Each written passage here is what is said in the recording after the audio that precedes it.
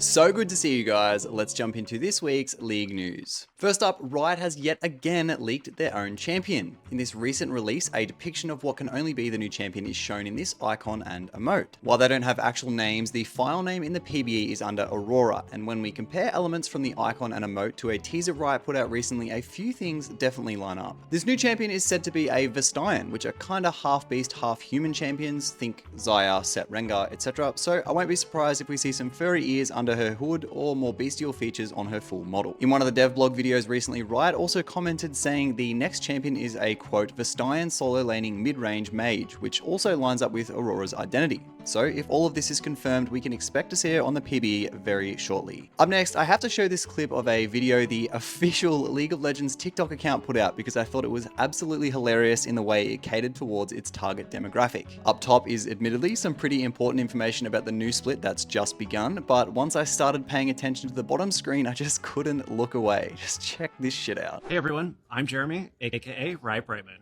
And I'm Pew, aka Pew Pew Lasers.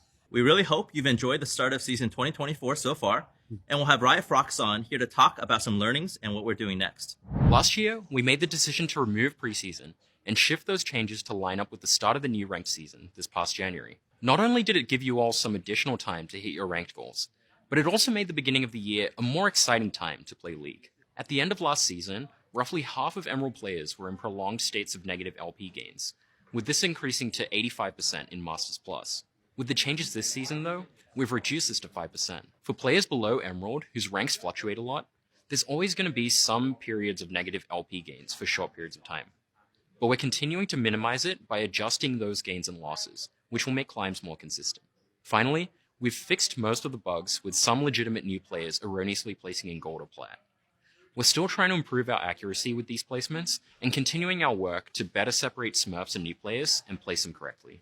As you know, at season start, we announced that Vanguard... Yes, what you just watched was Riot using the brain rot formula, catering to the shortened attention span of viewers these days. The clips on the bottom are so funny and also so hard to look away from. The action just mowing down Yumi's was too good. I literally had to watch the video twice just to take on what the Rioters were actually saying. Well played, Riot. And speaking of the new split, a quick word from today's sponsor, Tapin.gg. Tapin.gg gets you teamed up with your preferred duo in just 30 seconds. Verified awesome teammates only. We all know your early placement games are really important for the season, so let's start strong. With Tapin, there's something for everyone. Whether you're after a duo, a coach, or just want to meet new people to play with casually, you'll find exactly who you're after in under 30 seconds. And if you use the link in the description, you'll get 50% off your first teammate. Make this your best season yet with Tapin.gg. Thank you for the sponsorship. Now onto the main topic of today. As the entire League of Legends community rejoices, Yasuo and Yone have hit an almost lifespan low win rate, sitting at around 46%. This follows the removal of the brothers' staple rune Lethal Tempo, while subsequent buffs were dished out to common matchups of the two. Following the shocking early season of the champions, renowned challenger mains of both champions, Zukil and Tempest, spoke out on Twitter.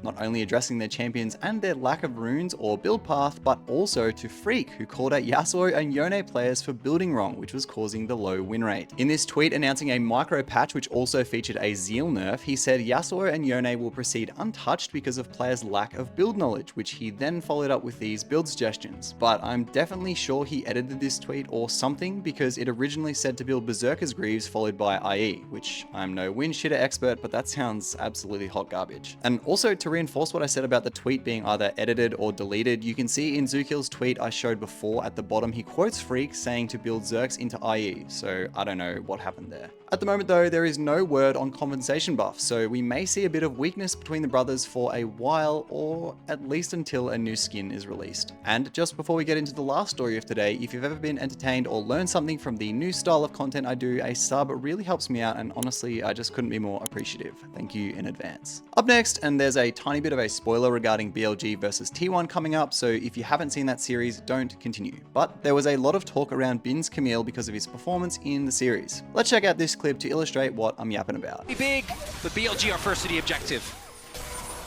Rift Trail down to about 3,000 here. T1 wanting to fight for it. Ona in the back of the pit. That's a big teleport and a big hook as well. Seismic shove to pull him back. Bin knocked up as well. But now Shun getting into that backline. The Dawning Shadow to keep them alive. And now Bin looks for that backline. Faker will get executed even after the flash at BLG. They found their team by 3 kills. So I'm going to replay it in slow motion here so you can see exactly the combo he used and why it had to be so perfect to pull off the play that he did. After the Nautilus engage, Bin starts his combo with E1 while also prepping his W. To time his W sweep perfectly, he casts it in time with E2 and a flash buffer which slows Faker. The W slow then allows Bin to gap close onto a slowed Faker with his ultimate. If Bin had have done this combo at least a tiny bit wrong or differently, Faker wouldn't have been clipped by the slow and wouldn't have been altered by Bin, which certainly would have meant death for the Camille and perhaps a different outcome for Game 5. A few comments on Reddit praise the difficulty of the combo, even going as far to highlight that renowned Camille main Drutut still has difficulty with the combo despite years of one-tricking her. This was such a crazy play to pull off when you really think about it, especially because he blind picked Camille in Game 5 and didn't know what he was playing into. Just amazing stuff. And to wrap up the video, I'm going to leave you with a clip from Void Daughter, a Challenger Kai'Sa mid player from OCE, illustrating how badly we just need pings back or something, because this clip is just too frustrating to watch.